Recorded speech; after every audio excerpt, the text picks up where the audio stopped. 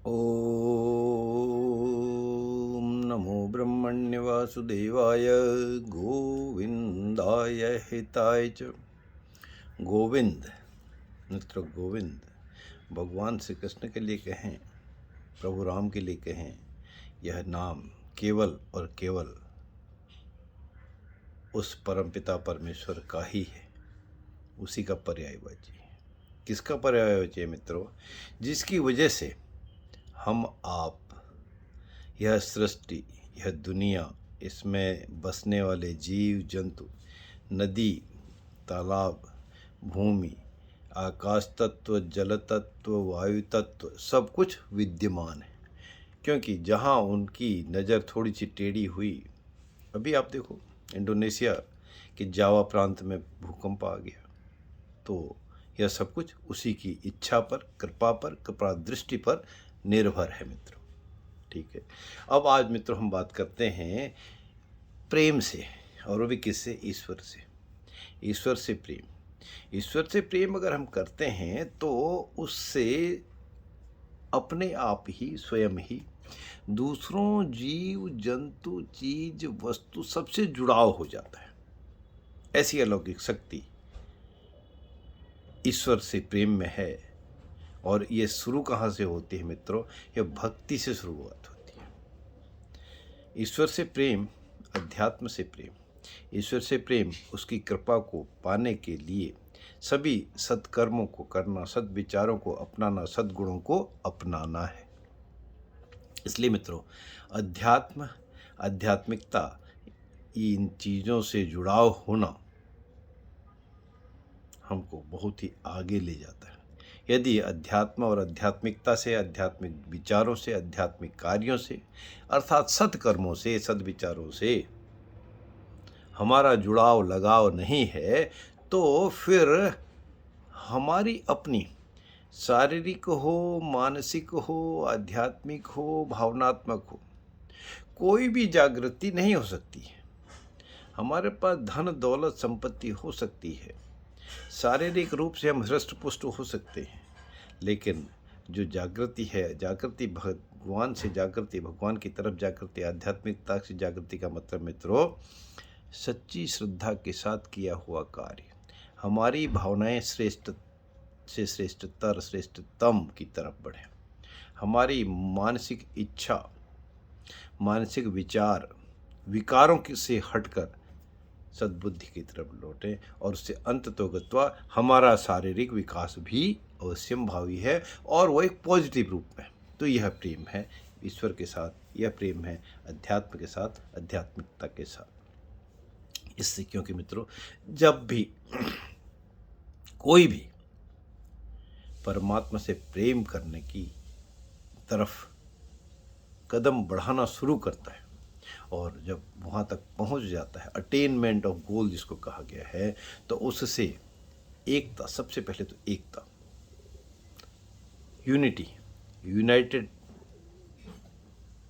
जो हमारा फॉर्मूला है, यूनिफिकेशन का जो फॉर्मूला है, उससे डायरेक्ट कनेक्ट भगवान से हो जाता है। हमारा कनेक्ट डायरेक्ट हो जाता है, ना कि मोबाइल से, डायरेक्ट परमात्मा से होता है। एकता का जब हम कनेक्ट परमात्मा से होता है, वो बाकी जीव जंतुओं पे भी ऑटोमेटिक हो जाता है, बाकी प्रकृति से भी वो बात हमारी बढ़ जाती है, स्थापित हो जाती है।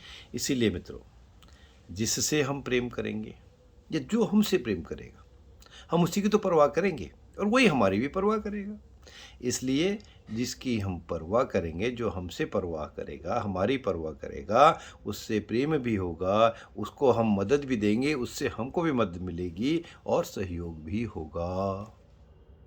परमात्मा से प्रेम किया, अध्यात्म से प्रेम किया, तो उसकी मदद भी मिली, उसका ही सहयोग भी मिला, उसका आशीर्वाद भी मिला। क्योंकि मित्रों, यह जो भौतिक संसार है, भौतिकतावादी विचार हैं, भौतिकतावादी कार्य हैं, इसमें बहुत सी उलझने हैं, ऊल जलूल भी हैं, खुशी भी हैं, गम भी हैं, और वास्तव में इसमें कोई सच्चाई नहीं है। इस भौतिकतावादी उलझनों में कोई सच्चाई नहीं, इसमें कुछ न कुछ ऐसी चीज़ मिक्स है। और जब हम खोज, रिसर्च या सर्च की तरफ बढ़ते हैं, संसार की खोज के लिए हम निकलते हैं, चाहे हम शारीरिक रूप से निकलें या मानसिक रूप से निकलें, कैसे भी निकलें, गूगल सर्च ही आप भले ही करें, तो उससे हमको स्थायी शांति मिल पाना, स्थायी एकता हो पाना संभव नहीं होती। बाधा होती है इन स्थायी शांति और स्थायी एकता में। इसलिए प्रभु की खोज करना, प्रभु को समर्पण करना, प्रभु से प्यार करना, प्रेम करना, वह शाश्वत है। उससे सब कुछ हर तरह से हमारा नैतिक, आर्थिक, आध्यात्मिक, मानसिक, बौद्धिक विकास होता है। और उस विकास से जब हमको यह एहसास हो जाता है कि हम सब इस प्रकृति में, इस धरती पर अपने आप कुछ नहीं है, बल्कि उस प्रभु परमात्मा का एक अंश मात्र है, तब फिर हमारी मन की इच्छा उस प्रभु को जानने की, उसके और समीप आने की और अधिक प्रबल हो जाती है। और इसी इच्छा को, इसी बात को तब हम दूसरी तरह कहते हैं कि हमारी जो जागृत है, जागृत अवस्था है, सुप्त अवस्था है, सुप्त अवस्था में भी हम प्रेम से प्रभु को याद कर रहे हैं, जागृत अवस्था में भी प्रभु के नाम का स्मरण कर रहे हैं, तो उनका आशीर्वाद मिल जाना, जुड़ाव हो जाना दूसरी चीज़ों से बढ़ जाता है। लेकिन वो जो दिखावा करना, आडंबर करना, उससे प्रभु खुश नहीं होते, प्रसन्न नहीं होते, वो प्रभु को पसंद नहीं। प्रभु तो जानते हैं ये दिखावा आडंबर कर रहा है, वो दिखावे में ही चलता जाएगा। लेकिन मनसा वाचा कर्मणा हम प्रेम करने की कोशिश करें तो बहुत कुछ अपने आप में, अपने अंदर में स्थापित हम कर लेते हैं। क्योंकि मित्रों, कोई भी लगन है वो तभी पूरी होती है जब हम अपने आप अंदर की यात्रा हम करते हैं। फिजिकली, इमोशनली कहीं भी चले जाओ, हवाई यात्रा, रेल यात्रा, रोड यात्रा, कैसे भी कर लो, समुद्र की यात्रा कर लो, लेकिन जब प्रभु की लगन पूरी हो जाए, लगन हमारी कंप्लीट हो, तन मन धन से हम प्रभु के चरणों में स्थापित हो जाए, प्रेम कर लें, तो वह हमारी सफल यात्रा होती है। और मित्रों, इसमें कभी लोग कहते हैं दूसरा तो कर नहीं रहा, हम क्या करें, अकेले ही क्यों करें, हम ही क्यों करें। नहीं मित्रों, स्वयं करने से भी, अकेले करने से भी बूंद बूंद से गागर भी भरता है और गागर से सागर भी भरता है। इसलिए शुरुआत अकेले करने से भी कोई फर्क पड़ेगा, ऐसा हम विचार त्याग दें या छोटी सोच को त्याग दें। अकेले करने की कोशिश से भी, खुद कर लेने से भी बहुत कुछ प्राप्त होता ही है।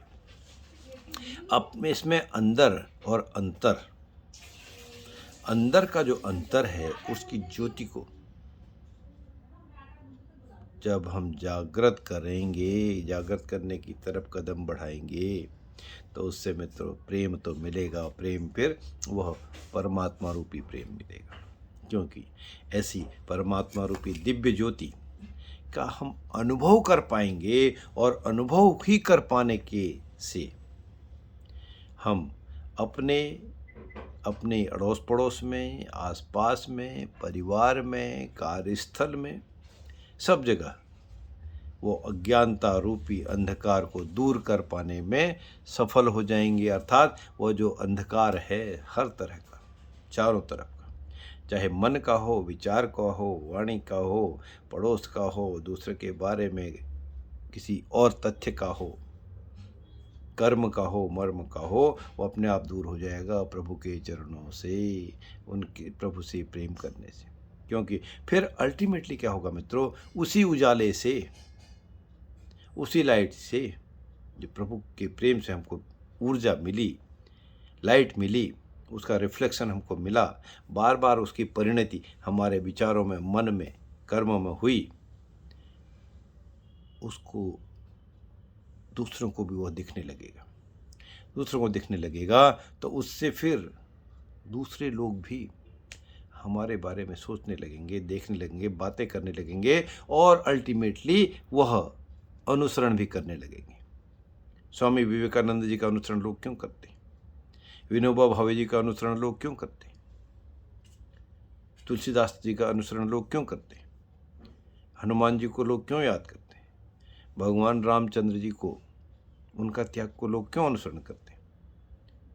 क्यों लोग कंस को अनुसरण नहीं करते? क्यों रावण को अनुसरण नहीं करते? क्यों दुर्योधन को अनुसरण नहीं करते? यही वजह है मित्र, परमात्मा से सच्चा प्रेम। करेक्टर भी अल्टीमेटली जिसको भी बनाया है, यह सब प्रकृति प्रदत्त ही है। प्रकृति का देने वाला कौन है? परमात्मा ही है। तो हमने किस वे में किस चीज़ को लिया, कैसे किया, उसका रिजल्ट हमको पहले मिलता है, दूसरों को बाद में मिलता है।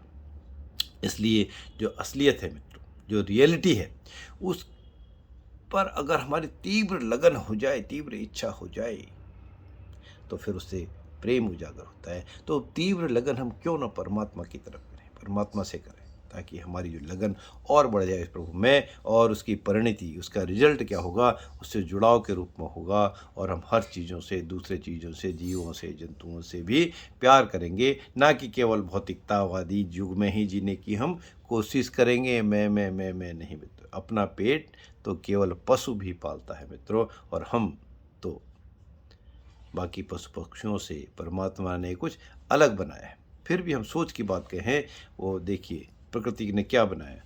पेड़ अपने फलों को कभी नहीं खाता, कामधेनु गाय अपना दूध कभी नहीं पीती, नदी अपना जल कभी नहीं पीती। अन्न जो उपजा हुआ है, वह अन्न का बीज उस अन्न को कभी नहीं खाता, दूसरों के लिए बनाते। इसलिए हम भी दूसरी चीज़ों में, फालतू चीज़ों में, बेकार की चीज़ों में पड़े रहने के बजाय प्रेम शुरू करें, भगवान से लगाव जुड़ाव करें, आध्यात्मिकता को बढ़ाएं, और दूसरों चीज़ों से भी प्रेम करें। आज की बात में तो इतने ही। फिर कुछ और इस तरह की स्पिरिचुअलिटी की बातें हम करते रहेंगे। धन्यवाद। जय श्री राम, जय श्री राम।